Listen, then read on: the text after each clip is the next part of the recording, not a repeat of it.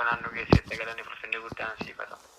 Kan nagaan nu oolchite nagaan nu bulchite, kan nagaan nu bulchite nu nagaan nu oolchite yama kee guddaan nuuf haa ta'u.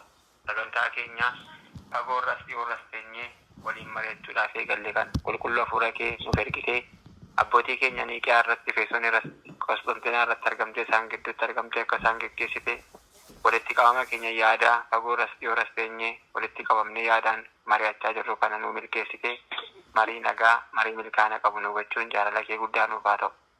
Abbaa keenya manadhaa isaan keessa jiran keessatti ergama akka qulqulluu Mikaa'elii qulqulluu garbeetii isaaniif ergite qulqulluu hafuura keenya isaan jabeessite manadhaa kana keessa isaan galchuun jaalala kee guddaa nuuf haa ta'u.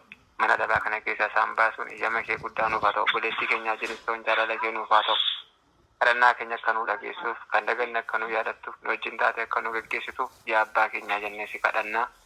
Yaa abbaa keenyaa samiirra kan jiraattu maqaan kee galateeffamu mootummaan kee haa dhufu.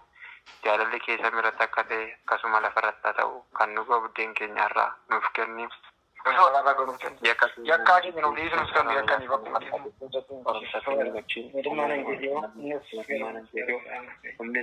nagaa ergamaa Gabriel qulqulluun yaagifti Maariyaam nagaa siin jennaa yaada keen durbaa foon keen durbaa yaada Waaqayyo sammuu siif nagaan hin ta'a. Dubartoota hundarraa foomshee kan eebbifamteedha. Firiin gadameessa keetis kan eebbifamedha. Kennaan kan gosa nagaa siin jennaa yaada keen